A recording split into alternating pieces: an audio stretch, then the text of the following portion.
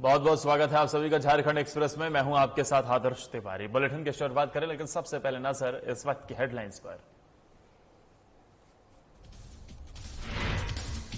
राज्यपाल रमेश बैस पहुंचे पतरातू। राज्यपाल ने पतरातू घाटी के मनभावन दृश्य को लिया आनंद। रामगढ़ पुलिस ने राज्यपाल को दिया गार्ड ऑफ ऑनर। बीजेपी प्रदेश कार्यालय में हुआ कार्यशाला का आयोजन। सोशल मीडिया प्रशिक्षण के लिए किया गया आयोजन। अनुसूचित जाति मोर्चा के प्रदेश अध्यक्ष ने कहा, सोशल मीडिया संचार का सबसे सशक्त माध्यम। कांग्रेस भवन में बैठक का हुआ आयोजन। बैठक में नए प्रदेश अध्यक्ष के स्वागत को लेकर हुई चर्चा। नए प्रदेश अध्यक्ष राजेश ठाकुर कल जाएंगे रांची। पाकुड़ में यूथ कांग्रेस ने किया प्रदर्शन। केंद्र सरकार के निजीकरण नीति के खिलाफ किया प्रदर्शन। प्रधानमंत्री के भाषण पर किया कटाक्ष। और हजारीबाग में मेयर रोशन तिर्की ने किया शौचालय का निरीक्षण। शौचालय उद्घाटन से पहले दरवाजे और नल हुए गायब। मेयर रोशन तिर्की ने मरम्मत के दिए निर्देश। तो झारखंड के राज्यपाल रमेश बैस अपने परिवार के साथ पतरातू पहुंचे। इस दौरान राज्यपाल को रामगढ़ पुलिस के द्वारा गार्ड ऑफ ऑनर दिया गया। राज्यपाल ने रांची से पतरातू आने के दौरान पतरातू घाटी के मनभावन दृश्यों का भी आनंद लिया। इस दौरान पतरातू के चर्चित लेक रिजॉर्ट में घूमने के बाद बोटिंग की और बोट के जरिए वो पतरातू डैम के टापू पर भी गए, जहां से उन्होंने प्राकृतिक नजारों का लुत्फ उठाया है। राज्यपाल के आगमन की सूचना पर पूरे रामगढ़ के प्रशासनिक और प्रशासकीय विभाग सक्रिय रहे। रामगढ़ के डीसी माधुरी मिश्रा, रामगढ़ एसपी प्रभात कुमार सहित तमाम प्रशासनिक और प्रशासकीय अधिकारी वहां मौजूद रहे।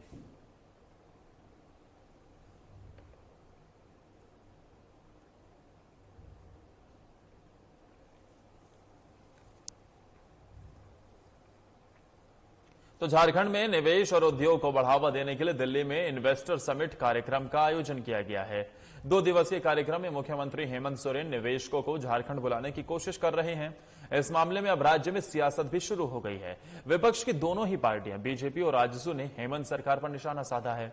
उन्होंने कहा है कि राज्य में लॉ एंड ऑर्डर ठीक कीजिए, निवेशकों के लिए बेहतर माहौल बनाइए, बंद पड़े उद्योग को ठीक कीजिए, उसके बाद निवेश लाने के बारे में सोचिएगा। इधर सरकार के समर्थन में और विपक्ष को जवाब देते हुए कांग्रेस और जेएमएम ने कहा है कि मुख्यमंत्री हेमंत सोरेन का प्रयास है कि राज्य में ज्यादा से ज्यादा निवेश आए, इसलिए निवेशकों के लिए बेहतर माहौल तैयार किया जा रहा है। लोगों को रोजगार मिल सके, सरकार इसके लिए लगातार कोशिश कर रही है और इसके परिणाम भी राज्य में देखने को मिलेंगे। बीजेपी केवल मुद्दा बनाकर सियासत करती है। सबको पता है कि पूर्व की रघुवर सरकार ने इन्वेस्टर समिट के नाम पर केवल चेहरा चमकाया था और कुछ नहीं।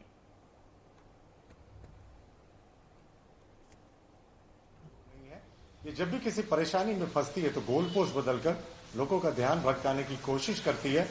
आप एक और निवेशकों को बुलाने जा रहे हैं दिल्ली, और दूसरी ओर झारखंड में जो विधि व्यवस्था की स्थिति है और जो कॉर्पोरेट की स्थिति है, वो उसको भी आपको ऊपर विचार करना चाहिए। विधि व्यवस्था की स्थिति राज्य बनने के बाद इतनी कभी बदतर नहीं हुई थी। पिछले 20 महीने में ऐसी घटनाएं बढ़ गई हैं, और जो पहले हमारे कार्यकाल में जो इंडस्ट्रीज लगी थी वो बंद होकर जा रही है। सरकार ने उनके लिए कोई कदम नहीं उठाया। आप ओरिएंट क्राफ्ट का एग्जाम्पल देखें, उसे सब्सिडी देनी थी सरकार को करार के मुताबिक, वो उसे नहीं मिला तो वो बंद करके चली गई, जबकि वो ईस्टर्न इंडिया की सबसे बड़ी यूनिट थी। तो सरकार को यहाँ के स्थानीय उद्योगों के बारे में भी सोचना चाहिए, यहाँ के स्मॉल स्केल इंडस्ट्रीज के बारे में भी सोचना चाहिए। ये सरकार तो बड़े निवेश का विरोध करती थी। जब मुख्यमंत्री प्रतिपक्ष के नेता थे तो वो खुले मन से कहते थे कि बड़े इंडस्ट्रीज को नहीं आने देंगे, यहाँ कुटीर उद्योग आएगा, लेकिन आज फिर वो अपनी बात से पलट गए। हर बार जिनकी भी नेतृत्व में सरकार बनती है, हमको लगता है कि ये क्राइटेरिया लोग बना लिए हैं कि सरकार में आओ, उसके बाद एक बार निवेशकों को बुलाओ। विगत बार भी कारपेट उर्पेट बिछा और उसको लेकर के काफी चर्चा भी हुई। इससे पहले भी जब सरकार में थे उस समय भी ये काम हुआ, अभी भी हो रहा। झारखंड में इतने बार जितना उनको बुलाने और लाने और कारपेट बिछाने में जितना खर्चा हो रहा, हमको लगता है उतना में एक दो इंडस्ट्री भी लग जाता। झारखंड में पहले जितना इंडस्ट्री बैठा है और वो बंद हुआ है, उसका पहले मूल्यांकन, और दूसरा आएगा क्या है, वो कितना बंद हो गया उसके बारे में सोच के ही तो नहीं आएगा। झारखंड अपने आप में मिनरल रिसोर्सेज से भरा हुआ राज्य है। इंडस्ट्रियलिस्ट को बुलाने की जरूरत नहीं, खुद यहाँ आएंगे। आपको ऐसा वातावरण देना पड़ेगा। लॉ एंड ऑर्डर ठीक कीजिए, सब बिजली पानी ठीक कीजिए। लोग महागठबंधन सरकार ने एक दृढ़ इच्छा शक्ति के साथ, बगैर नियत में खोट रखे हुए, मजबूत इरादे के साथ जो तमाम बाधाएं निवेश पर आती थी उनको दूर करके हुए माननीय मुख्यमंत्री हेमंत सोरेन जी के नेतृत्व में निवेशकों को आमंत्रित करने का निर्णय लिया है और उसी निमित्त हमारे मुख्यमंत्री निवेशकों को आमंत्रित करने के लिए दिल्ली गए हुए हैं। पूर्ववर्ती सरकार के द्वारा नीयत में खोट रख करके जो समस्याएं थी उनको बगैर दूर किए हुए निवेशकों को आमंत्रित करने का ढकोसला करती थी। वहीं इस सरकार ने, आपने देखा कि किस प्रकार से कैबिनेट के बैठक के बाद माननीय मुख्यमंत्री जी ने एक बिल्कुल स्पष्ट तरीके से यह स्पष्ट कर दिया कि हमारे यहां जो पहले से निवेश किए हुए हैं, जो कल कारखाने चलने के स्थिति में हैं, उनको चलाने का हम निर्णय पहले लेंगे। यानी हमारे यहां जिन्होंने निवेश कर रखा है, हम उनको हर प्रकार की सुविधाएं देंगे। निवेश का फायदा राज्य के लोगों को मिले, यहाँ के लोगों को रोजगार मिले, राज्य समृद्धशाली बने, इस दिशा में हम काम करें। कोरोना का संक्रमण कम होने लगा तो माननीय मुख्यमंत्री जी ने इस दिशा में पहल करना प्रारंभ किया और आज से जो इन्वेस्टर मीट वहां दिल्ली में हो रहा है वो इसी दिशा में एक कदम है। और सरकार का, माननीय मुख्यमंत्री जी का ये प्रयास है कि इस राज्य में एक औद्योगिक माहौल बने, यहाँ उद्योग लगे, यहाँ के लोगों को रोजगार मिले और उसका लाभ इस राज्य को और पूरे देश और दुनिया को। तो इस दिशा में उन्होंने प्रयास किया है और आज से ये मीट वहां प्रारंभ है और हमको लगता है कि इसके बहुत अच्छे परिणाम इस राज्य में मिलेंगे। के द्वारा जो प्रयास किया गया था वो पूरा राज्य देखा, पूरा देश और पूरा दुनिया देखा। वो चेहरा चमकाने का एक कार्यक्रम था और वो चेहरा था रघुबर दास जी का। तो इन्वेस्टर समिट को लेकर मुख्यमंत्री राजधानी दिल्ली में हैं, लेकिन दूसरी तरफ राज्य में सियासत जोरदार है। विपक्ष यह आरोप लगा रहा है कि सरकार पहले माहौल तो ठीक करे, उसके बाद निवेशक खुद आ जाएंगे। दूसरी तरफ मौजूदा सत्ता में बैठी जेएमएम और कांग्रेस बीजेपी को अपने शासनकाल की याद दिला रही है। रुक रहे हैं यहां पर छोटे से ब्रेक के लिए, जल्द होते हैं हाजिर कुछ और खबरों के साथ।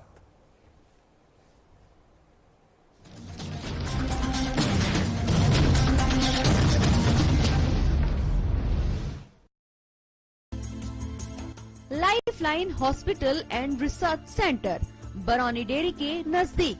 बरौनी में विभिन्न बीमारियों का इलाज आयुष्मान भारत राष्ट्रीय स्वास्थ्य सुरक्षा मिशन के तहत 5 लाख रुपए तक का स्वास्थ्य बीमा लाभ उपलब्ध। Mobile number 7631009562 8877180041 8877180050। किरण नेत्रालय सेवा समिति फुलवरिया बाजार बरौनी में अमेरिकन फिको एम्निफिकेशन मशीन द्वारा मोतियाबिंद का ऑपरेशन, साथ ही अमेरिकन लेंस मात्र 10,000 रुपए में। Mobile number 9431282668 7763039050। Sudha hospital and trauma centre near bullet showroom Karnibad, Naulakha मंदिर के पास, सरवा रोड, देवघर। पीएमसीएच पटना एवं एम्स दिल्ली से प्रशिक्षित डॉक्टरों द्वारा इलाज किया जाता है। हमारे यहाँ राशन कार्ड, आयुष्मान भारत योजना से ज्यादा निशुल्क ऑपरेशन की सुविधा उपलब्ध है और घर की दवाई मुफ्त में दी जाती है। दूरबीन के द्वारा मुफ्त ऑपरेशन की सुविधा भी उपलब्ध। Mobile number 8340555751 6203513706।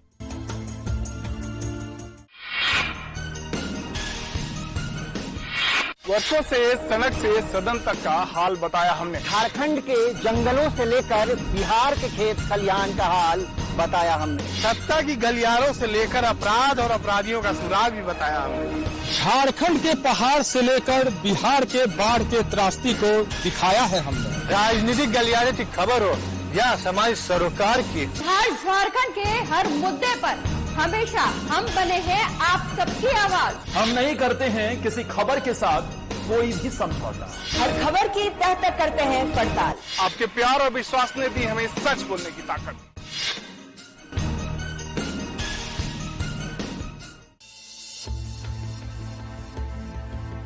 रामकृष्ण मिशन अस्पताल रांची में सेवा का एक सर्वोत्तम संस्थान। 7 दशकों से रामकृष्ण मिशन सैनिटोरियम में सभी बीमारियों का आधुनिक पद्धति से सस्ते दर पर इलाज। अस्पताल में अनुभवी डॉक्टर और कुशल नर्सें रखेंगी आपका विशेष ख्याल। सभी आधुनिक चिकित्सकीय उपकरणों से लैस 24/7 है सेवा में समर्पित रामकृष्ण मिशन अस्पताल, खूंटी रोड, तूपुदाना, रांची, जिसका सेवा ही परम धर्म है।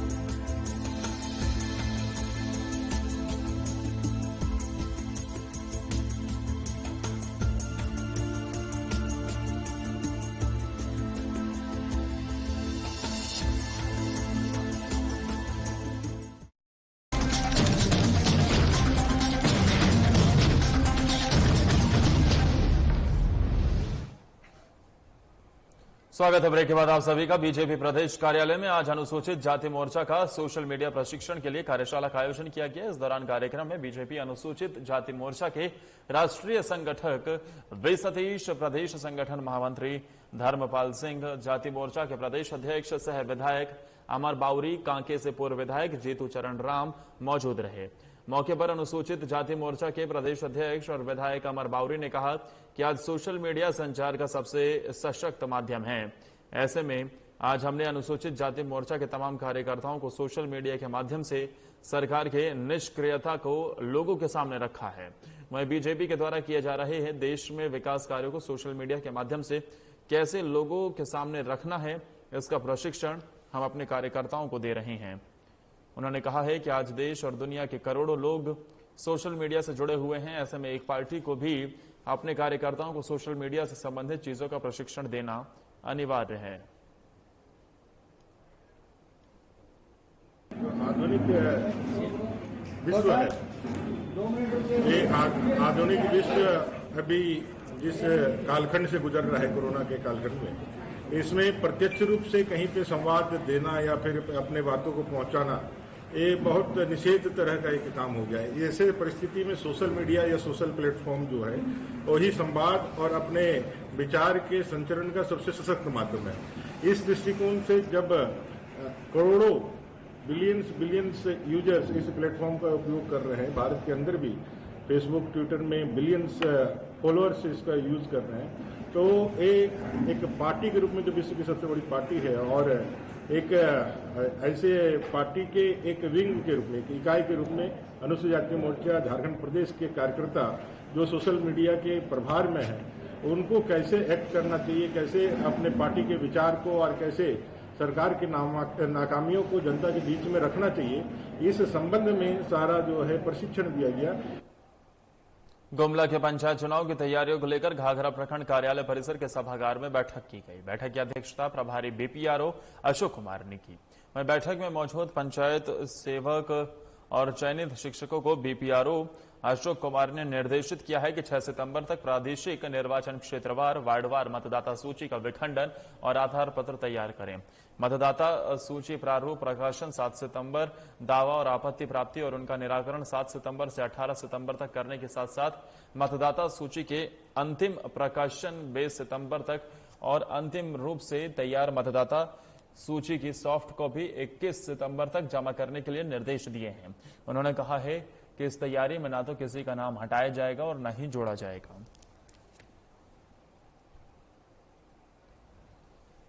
यह मीटिंग त्रिस्तरीय पंचायत चुनाव से वोटर विखंडीकरण के लिए किया जा रहा है, जिसमें पंचायत सेवक इलेक्शन कमीशन का गाइडलाइन के अनुसार पंचायत सेवक को ही इसकी करनी है। इसके सहयोग में रोजगार सेवक, पंचायत सेवक, ब्लॉक के शिक्षक एवं किसी भी व्यक्ति को प्रतिनिधित्व किया जाएगा और सभी को मिल के ये काम को करना है। ये 6 तारीख को इसका पब्लिकेशन है, 6 तारीख को पब्लिश करेंगे आपत्ति के लिए। तो केंद्र सरकार के निजीकरण नीति के खिलाफ पाकुड़ में यूथ कांग्रेस ने प्रदर्शन करते हुए प्रधानमंत्री नरेंद्र मोदी का पुतला दहन किया। इस दौरान प्रधानमंत्री के मैं देश नहीं बिकने दूंगा भाषण पर कटाक्ष करते हुए जमकर नारेबाजी भी की है। कांग्रेस जिलाध्यक्ष उदय लखवानी की मौजूदगी में यूथ कांग्रेस के जिलाध्यक्ष तस्लीम आरिफ बुलेट के नेतृत्व में दर्जनों युवा कार्यकर्ताओं ने पुतला दहन में हिस्सा लिया है। सभी ने एक स्वर में केंद्र सरकार के निजीकरण नीति का विरोध किया है। जिलाध्यक्ष तस्लीम आरिफ बुलेट ने कहा है कि प्रधानमंत्री नरेंद्र मोदी ने खुले मंच पर भाषण दिया था कि मैं देश नहीं बिकने दूंगा। यह उनका जनता से किया गया सबसे अहम वादा था, लेकिन आज स्थिति ये हो गई है कि हर क्षेत्र में निजीकरण नीति को अपनाया जा रहा है। आर्थिक मजबूती के नाम पर जनता को गुमराह कर सरकारी परिसंपत्तियों को पूंजीपतियों के हाथों सौंपा जा रहा है। आम जनता उनसे पूछ रही है कि क्या हुआ तेरा वादा। केंद्र सरकार अपने पावर का गलत इस्तेमाल कर रही है, जिसका परिणाम उन्हें भुगतना पड़ेगा। आने वाले समय में आम जनता सबक सिखाने का काम करेगी। मौके पर कांग्रेस अल्पसंख्यक जिलाध्यक्ष शाहीन परवेज, वरिष्ठ नेता कांग्रेस के अवधेश झा, यूथ कांग्रेस विधानसभा अध्यक्ष मोहम्मद जोहिरुल इस्लाम, विधानसभा महासचिव बेलाल शेख, विधानसभा सचिव शाहबाज आलम समेत कई लोग मौजूद रहे। जिस समय सत्ता का पलवार ग्रहण किया था, उस समय पूरे देश की जनता को बोला गया था कि मैं यह देश को बिकने नहीं दूंगा। और इसीलिए आज हम लोग यूथ कांग्रेस, पाकुड़ जिला यूथ कांग्रेस उसी बात के लिए हम लोग आज धरना प्रदर्शन किए और पुतला दहन किए। और ये हम लोग और रुक रहे हैं यहां पर एक छोटे से ब्रेक के लिए। जल्द होते हैं हाजिर कुछ और खबरों के साथ।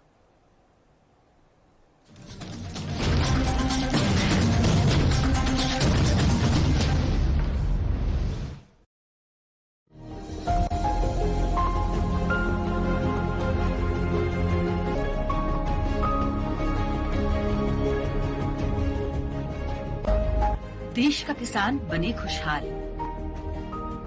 सिंचाई के लिए डीजल आधारित संयंत्रों पर निर्भरता खत्म हो। सौर ऊर्जा से संचालित पंपों की मदद से किसानों के खेतों में आए हरियाली व सौर ऊर्जा के जरिए आत्मनिर्भर बने किसान। यह मंगल कामना है झारखंड के माननीय मुख्यमंत्री श्री हेमंत सोरेन की। झारखंड में कुसुम योजना को साकार करने के लिए झारखंड सरकार प्रतिबद्ध है। वहीं झारखंड राज्य में पीएम कुसुम योजना का लाभ किसानों तक पहुंचाने की जिम्मेदारी जिरडा के द्वारा शिद्दत से निभाई जा रही है। पीएम कुसुम योजना के तहत वैसे इच्छुक किसानों को सहायता दी जाती है जिनके पास पर्याप्त कृषि भूमि हो और वे अपने खेतों की सिंचाई हेतु सोलर वाटर पंप लगवाना चाहते हैं। सौर पंप के लिए किसानों को अपने जिले के कृषि कार्यालय या उपायुक्त कार्यालय में संबंधित दस्तावेजों के साथ एक आवेदन भी देना होता है, जिसके बाद जिला स्तर पर चयनित लाभुकों को सोलर वाटर पंप प्रदान किया जाता है। जिरडा के भागीरथ प्रयास से पीएम कुसुम योजना के जरिए अब लाभान्वित किसानों के खेतों में बढ़ रही है हरियाली, किसानों के मुख पर बिखर रही है मुस्कान।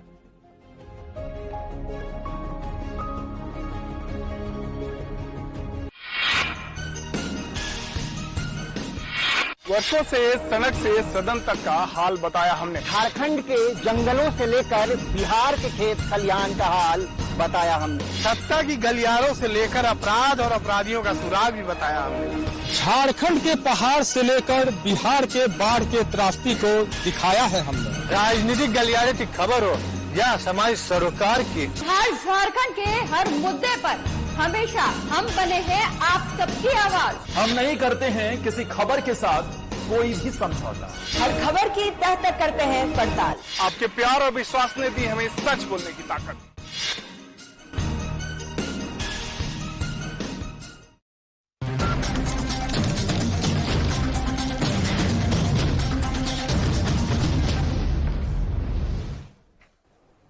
स्वागत है। ब्रेक के बाद आप सभी का बात हजारीबाग की करते हैं, जहां नगर निगम के मेयर रोशन देरकी के द्वारा शुक्रवार को नगर निगम के अंतर्गत नवनिर्मित शौचालयों का औचक निरीक्षण किया गया।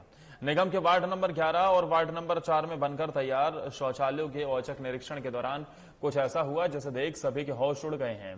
दरअसल निरीक्षण के दौरान शौचालयों से नल, बेसिन, बल्ब, दरवाजा इत्यादि गायब पाए गए और तो और लोगों ने वहां लगे टाइल्स और वॉश बेसिन को तोड़ दिया है। शौचालयों की ये दुर्दशा देख सभी को शर्मिंदगी हुई। मौके पर मेयर रोशनी तिर्की ने शौचालय के आसपास उगे जंगल झाड़ की सफाई के निर्देश भी दिए हैं। साथ ही शौचालय के नल, दरवाजे इत्यादि मरम्मती के निर्देश भी दिए गए हैं।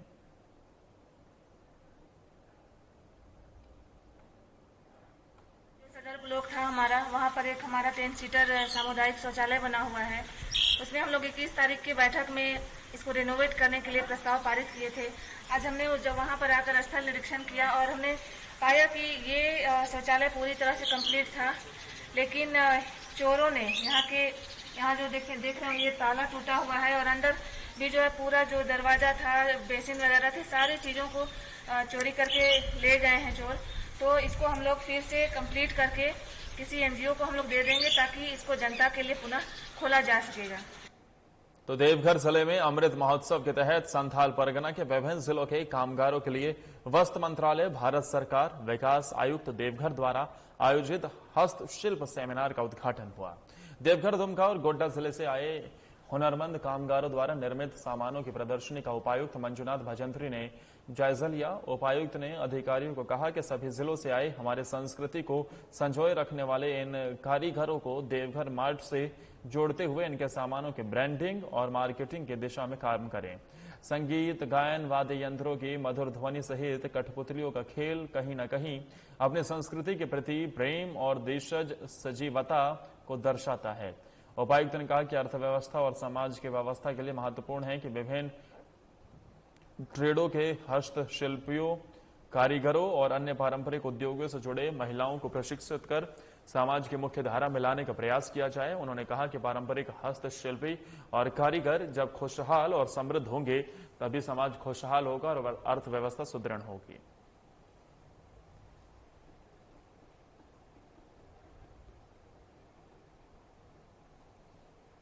शिल्पियों का जो भारत सरकार के द्वारा अभी यहाँ पूरा संथाल परगना का एक आर्टिसंस का कार्यशाला आयोजन किया गया है ताकि हमारे जो संस्कृति है, परंपरा है, उसका अस्तित्व बना रहे और जितने भी हमारे परंपरागत तरीके से जो हस्तशिल्पियाँ हैं उनका आमदनी कैसे बढ़े और उनको और अच्छा डिज़ाइन ट्रेनिंग हम लोग कैसे दें और साथ ही साथ जो मार्केट जो देना है ई मार्केट प्लेस जो नॉर्मली जो अवेलेबल है उसके साथ साथ हम लोग यहाँ देवघर मार्ट जो कुछ ही दिनों में जो लॉन्च हो रही है उसके साथ में भी उनको जोड़ने के लिए हम लोग प्रयास करेंगे। तो झारखंड कांग्रेस प्रदेश कार्यालय में कांग्रेस कमेटी की बैठक आयोजित की गई। इस बैठक में कांग्रेस के प्रवक्ता और कार्यकर्ता शामिल हुए। दरअसल झारखंड कांग्रेस के नवनियुक्त प्रदेश अध्यक्ष राजेश ठाकुर कल दिल्ली से रांची आ रहे हैं। उनका स्वागत समारोह का आयोजन किस प्रकार होगा, इस पर बैठक में विचार विमर्श किया गया है। आपको बता दें कि राजेश ठाकुर का बिरसा मुंडा एयरपोर्ट पर कांग्रेस के कार्यकर्ताओं द्वारा ढोल, मांदर, बाजा के साथ अभिनंदन किया जाएगा।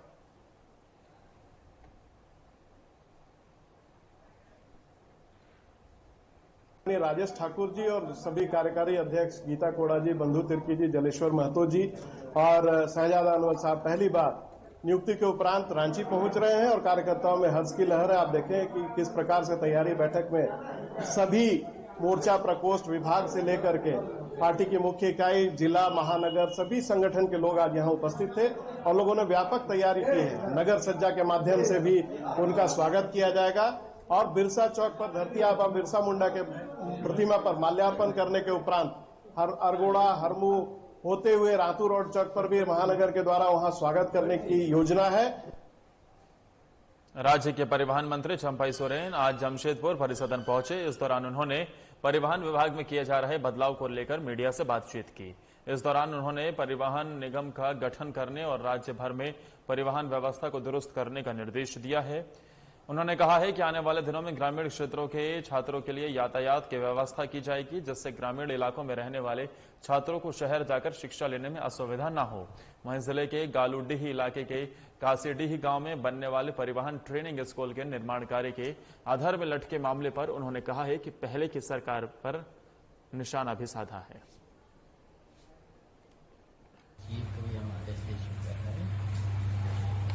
जो भी हो सब अपना विभाग की ओर से ही हम लोग करेंगे और परिवहन निगम जो नहीं है, निगम को भी गठन करेंगे।